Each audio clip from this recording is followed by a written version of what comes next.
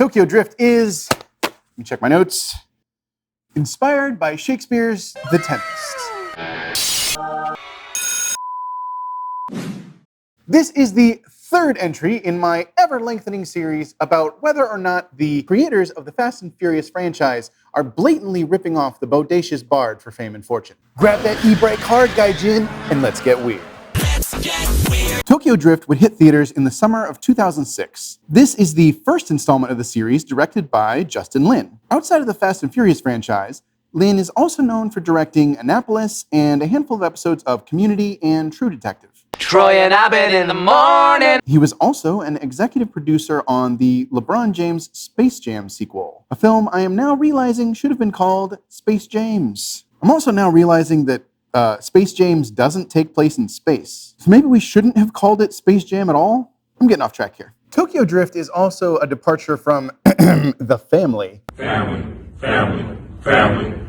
we've come to know and love. Gone is Paul Walker, Texas Ranger, for the first time. The other guy, Lorenzo Ethanol, does make a small cameo, but we'll get into that later. Largely speaking, this is a brand new crew, and with the exception of Han, we aren't going to see these folks again for a while. However, I would argue that even though this entry was seemingly meant to be a one-shot, the characters could have carried a spin-off series of their own. I accidentally wound up with the perfect setting for this film, and I don't know if I'm being accidentally racist or not.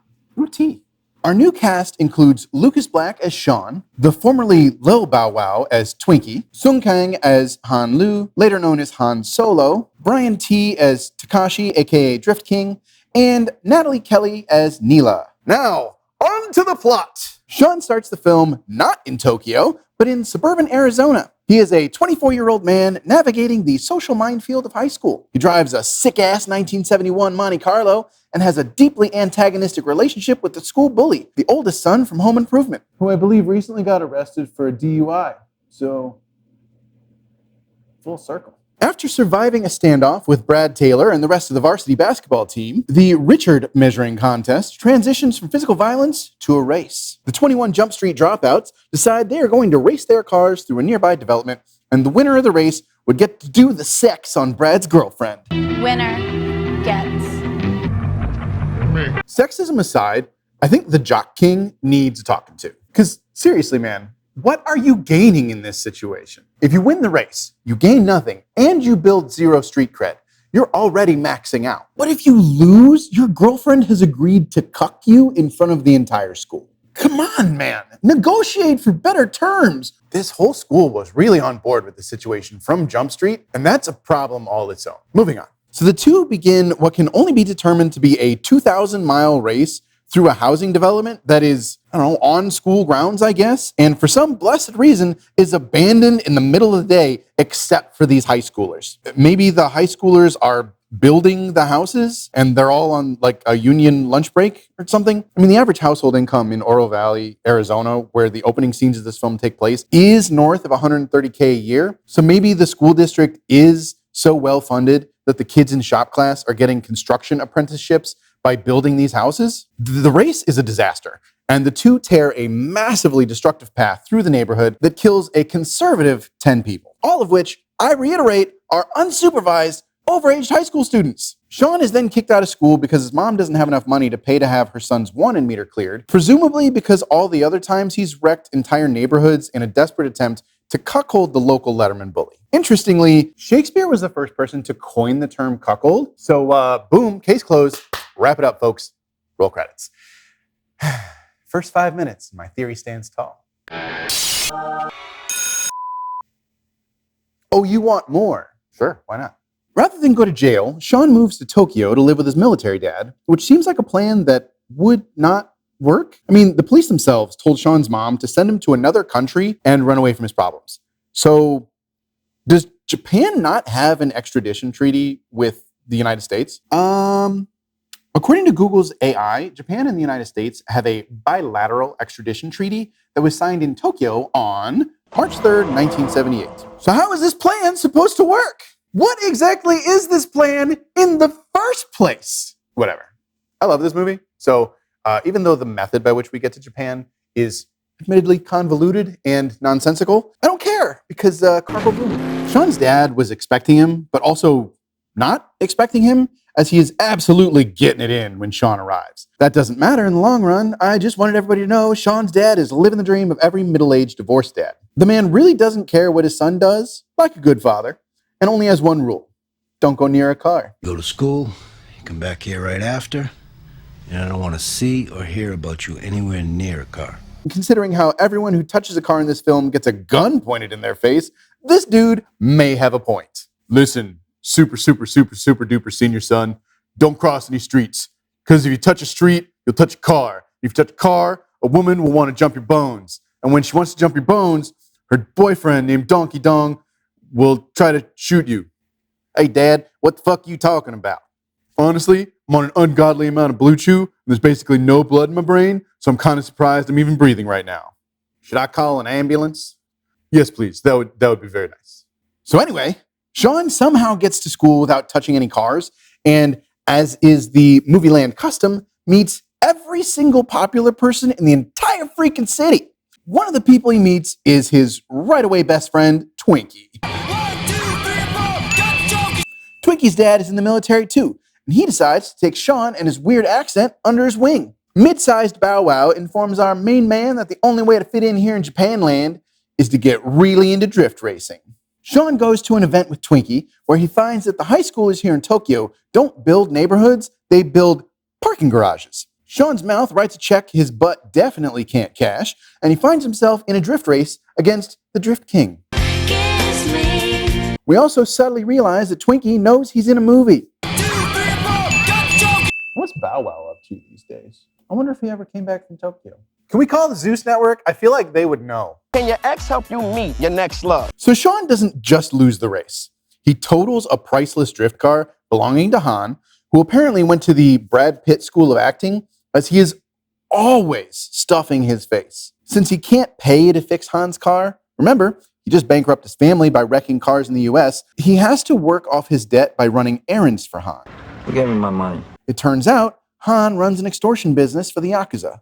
Han and Donkey Kong are buddies. DK and Han are street-level mafiosos for DK's big boss uncle. So Shawn, in a brilliant effort to lay low and stay out of trouble, has moved to Japan, publicly totaled a very expensive car, and joined the mafia. Honestly, this might be a best-case scenario for failing upward. It's like right up there with WD-40 and Dennis Muhlenberg. Since Shawn sees no joy in life unless he eventually has to race his enemies for the right to bone their girlfriends, he starts moving in on Neela, who is super into it, by the way. Why don't you go find a nice Japanese girl like the rest of the white guys around here?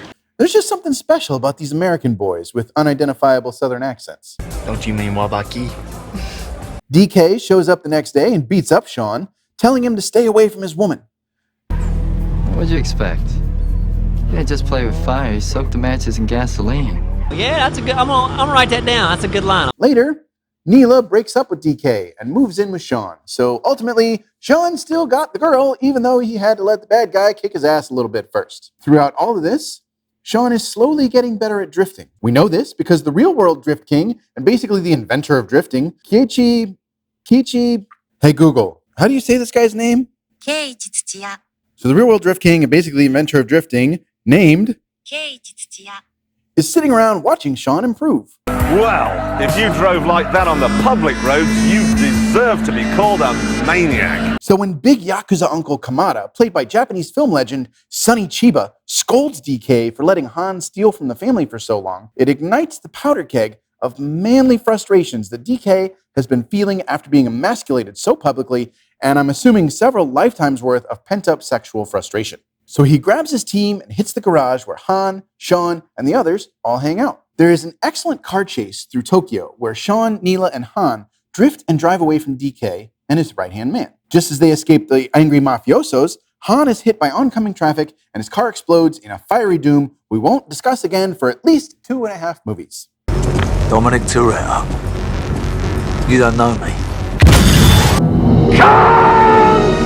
No, this is Patrick. DK catches up with Shawn and Neela at Shawn's dad's house where, just as prophesied by Lieutenant Daddy Boswell, he draws a gun on Shawn. LTD Boswell, as we will now be calling him for no reason whatsoever, also has a gun and escalates the situation into a standstill. Son, look out, it's Donkey Dong. He's gonna shoot you. Dad, for the 100th time, that's not what DK stands for. Sure it does. They even made those video games about him way back when he was just a baby.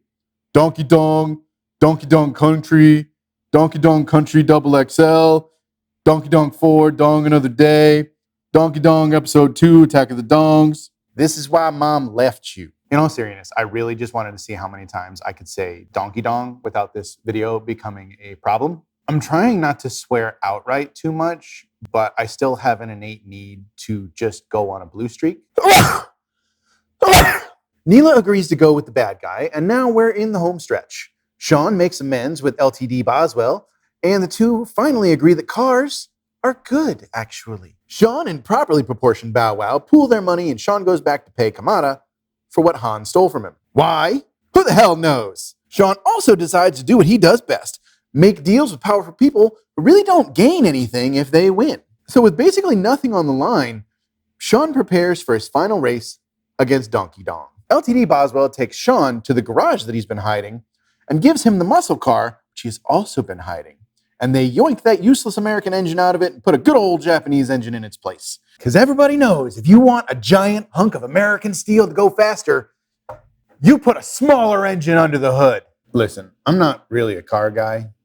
Surprise, surprise. But I'm going to go out on a limb here and say there might be other things you want to consider swapping out or beefing up before you yank out that 390 V8 engine that I totally didn't have to Google out and replacing it with whatever Honda was using in 2006. On the day of the race, everybody starts streaming the event on their Motorola Razrs and absolutely no one shouts, "World Star!"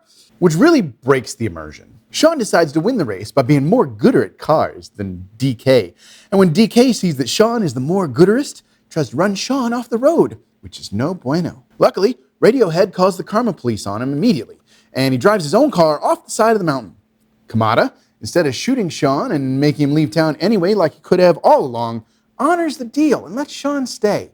Even lets him keep railing his nephew's ex-girlfriend free of charge. Donkey Dong has to go back to just being Takashi now, because Shawn is the real Donkey Dong. Donkey King. Drift King. Just as everyone is leaving the movie theater, not quite large Bow Wow rolls up and tells Shawn that somebody wants to race him. This dude over here want to race the new DK. Said he knew Han. Shawn pulls up to the line where a familiar Charger is waiting for him, playing soft Spanish music. In the driver's seat is Lorenzo Ethanol himself, not yet realizing he's about to make this franchise his whole personality. Dom claims he used to roll with Han, Dom claims that he used to roll with Han, which we, the audience, already knew because Twinkie told us like 2 seconds ago. Said he knew Han. Shawn decides to race Dom. You know this ain't no 10-second race. I got nothing but time. And Dom is absolutely losing this race. Remember, Toretto doesn't have his car-related superpowers yet, so whipping that whip around them parking garage turns is going to leave him in worse shape than at the end of the first movie. But we don't get to see Toretto get tremendously humbled because boom, movie over, roll credits, for real this time. So there's our modern meal for the day. What about what the Bard brings to the table, huh? Well, today I have decided to pair our succulent Tokyo Drift with a smoky The Tempest. Written approximately in 1610, it is believed to be the last play that Billy the Bard wrote entirely by himself.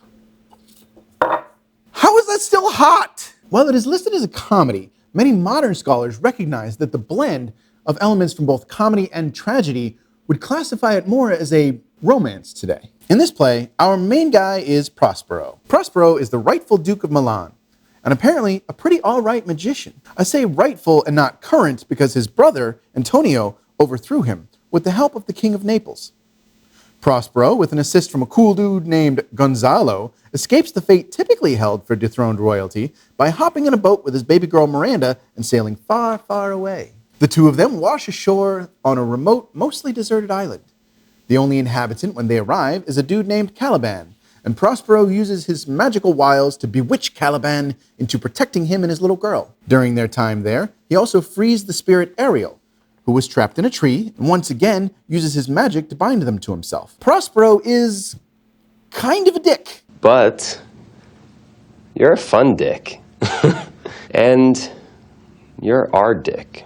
When a ship carrying his brother sails just a little too close to the island, Prospero decides it's go time, and with the help of Ariel, shipwrecks the passengers and crew into a family trauma salad of his own design. That description makes almost no sense, but I'm keeping it anyway because I'm in charge and no one can tell me what to do. Please send an adult. Notably on this boat is not just Antonio, but the aforementioned King of Naples, Alonso, his son Ferdinand, his brother Sebastian, and the courtier Gonzalo. The men find themselves stranded, but alive. From afar, Prospero and his now teenage daughter Miranda are watching the storm and its results. Miranda, just a kind, sweet soul, despite having a wet fart for a father, is concerned that the men on the ship could be injured or endangered. Prospero don't give a single crap about that and tells her everything will be fine because you see, the plan is coming together. Prospero decides that this is the perfect time to tell his daughter his entire backstory, which I am just now realizing he somehow kept from her for like 15 years. Which is great, mind you, because that's where we learn all the betrayal and intrigue that I was just talking about a second ago. You sold me out, Jonathan. You sold me out. I put it up top because it made more sense there, but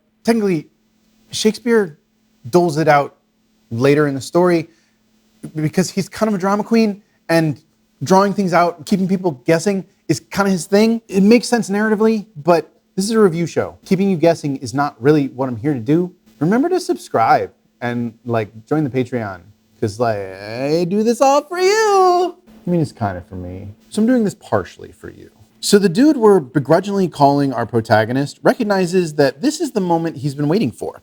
Now is the time to square up with his past and make things right. Using magic, Prospero splits up the shipwrecked crew. He makes sure that Ferdinand washes up on another part of the island. When the king comes ashore, he is distraught, believing his son to have drowned in the Tempest. Roll credits. Ferdinand meets Miranda and is immediately down bad. Suddenly a watchful father, Prospero is afraid his little girl is about to be taken advantage of and forces Ferdinand to do some manual labor. Ariel, pointing out that he went from being trapped in a tree to being trapped in servitude and slavery to the deposed duke, says he really thinks freedom would be A-okay. Prospero promises to release him from his service if he helps him get his revenge on the newly shipwrecked royals. Ariel, since he really can't say no, agrees. He heads off to lead the majority of the courtiers and assistants on a wild goose chase into the heart of the island. When they are good and lost, he returns to the beach where he must foil a plot by Antonio and Sebastian to kill Alonso because Sebastian saw how well the whole rebelling against your brother thing worked out for Antonio. Elsewhere still, Trinculo the court jester and Stefano, the king's assistant, find dry land and decide to hide from another incoming storm. They find themselves hiding from the elements with Caliban. The coincidence could not have been more perfect, as the time away from Prospero has allowed Caliban to also consider the status of his predicament. The three of them become fast friends, and with all of them understanding the powerlessness of each other's place in life, Caliban proposes that they should team up and kill Prospero, establishing Stefano as the new lord of the island. They agree this plan is totally awesome, and proceed to get absolutely shit-faced. Unfortunately for them, Ariel has the ability to turn invisible and snuck up on the trio, overhearing the whole plan. He races off to tell slave daddy Prospero about the naughty Caliban's plan to overthrow his master and be his own man. Prospero has already had an eventful day of his own and has come around to the idea of having Ferdinand as a son-in-law. He gives Miranda and Ferdy his blessing to take their relationship to the next level. I would like to now, for no reason whatsoever, to remind everyone that the shipwreck happened a couple of hours ago. Prospero and Ariel set up a trap for the three would-be assassins, and both Stefano and Trinculo fall for it basically right away. The trio are then chased away by spirits disguised as dogs. Something about his daughter falling madly in love in a single afternoon has softened the heart of old Prospero, and he tells Ariel that not only will he release him from servitude, he will entirely renounce magic if the spirit helps him achieve his goal. Ariel then brings Alonso, Sebastian, and Antonio before the deposed duke, and rather than enacting revenge upon them, he tells them all he knows what they did, and he forgives them, on the condition that he can have his spot back as Duke of Milan. Considering the three recognize him as the powerful sorcerer who ruined their day and nearly killed them, they all agree to Prospero's terms, and the world of gaudy royalty is returned to proper order. The three failed assassins re-enter the story, and Prospero has some stuff to say. He does not appreciate the second group of people trying to kill him today and take his throne. Caliban, truly remorseful, agrees to be a good boy, the goodest boy. Prospero, the kind soul he is, makes fun of Stefano and Trinculo and sends them away in shame. In one last command to Ariel, he tells the spirit to grant good weather for the traveling party, ensuring that both Prospero's group and those traveling further with King Alonso will arrive at their destination safely. Upon granting this, Ariel is freed. Prospero then shatters the fourth wall, acknowledging that he knew we, the audience, were there the whole time, and asks us to set him free from the play by granting him our applause. And curtains fall. So what do these two obviously equal works of art have to do with each other? On the surface, it may not seem like very much. However, thematically, they are very similar. In Tokyo Drift, Shawn's arc is primarily about coming to terms with the consequences of his own actions. He has to grow up and leave his childish mischief behind. Granted, he does so in a more childish manner, but he does it responsibly, at least, kind of. He's not a dignified character in the beginning. He displays dignity by choosing to be dignified, despite everything in him urging him to do otherwise. Prospero is a jerk through and through. There is one key to his heart, his daughter. It is through seeing the love his daughter has for Ferdinand that turns his heart towards a more noble place. In the beginning, he manipulates the very weather in order to get revenge for something that happened over a decade prior. He's holding on to something he should have let go of a long time ago. And so he too achieves his nobility by choosing to be noble. He chooses forgiveness over wrath at the last second. And just that quickly, his whole world falls into place. He is far from perfect, even at the end, but he does display real growth. The Tempest is certainly the storm that shipwrecks everyone on Prospero's island in the first place, but it also refers to the storm that rages on in Prospero himself. There is a similar storm that churns within Shawn, and both men must learn to let the fury that fuels the Tempest die down and fizzle out before they can get where they want to go. In similar fashion, Tokyo Drift refers to the action of sliding around a corner in a race, but it also refers to Shawn turning a corner in his personal life and becoming a man. And I'm responsible for my mess. I mean, it's about time. The guy's like 24 and still in high school. The point is, as he learns to control the vehicle, using the chaos of a slide to achieve the fastest, most efficient turn, he learns to accept the chaos in his life. And rather than adding to it, he embraces it, comes to understand it, and finds a way to find the peace in it. In the case of both men, it is the women they love who show them these things. Miranda reminds Prospero what it is like to be in love, and seeing her happy, despite living the majority of her life on a deserted island, far from the luxury her lineage should have granted her, illuminates something within him. Shawn is lost in Japan's culture and feels he will never fit in. Neela takes him on a late-night drift ride, and he finally sees the beauty in the drift culture. It goes from being a foreign thing, impossible to understand, to being a new way to embrace the joy that he remembers from back home. Not the joy he found in causing trouble, but the joy of sliding behind the wheel and taking control of an uncontrollable machine. It could be argued that that is also Prospero's interest in magic, controlling the uncontrollable. A comedy, in Billy Shakespeare's terms, is a story that has a happy ending. A tragedy, on the other hand, is one that probably has a bad ending, but it also has a message. A history, and this may shock some of you, has an element that tells history. I know. With The Tempest, Shakespeare found a way to write a comedy that feels like it fits in a history and utilizes all the strengths of a tragedy, but has a happy ending. He has more or less created the genre of the romance with this blend. Both our stories today fit that definition. Both of our stories today are Shakespearean romances. They are blends of the classics, piecing them together to tell fun, engaging tales with happy stories where everybody goes home at the end. They both tell stories that are well-worn and well-trodden, but they also both entertain. They both have something to say. And if we want to take the term romance at face value, they both have something to say about love. They remind us that love can bring us back from the brink. Romance can make us better people. It can help us find the way. And it can help us make the most of a bad situation, even when we were the ones to cause that bad situation. Thanks for watching. Sound off in the comments and let me know just how much you disagree with me. Or as my favorite comment from the last Fast and Furious video did, make your best guess as to the status of my own love life. Obliterate that like button if I made you chuckle, smash that subscribe button if I made you think, and join my Patreon if I have successfully convinced Ariel to force you to give me money every month. See you in the next one. Can I get something to eat? I here for like 2 hours and no one's even come to the table.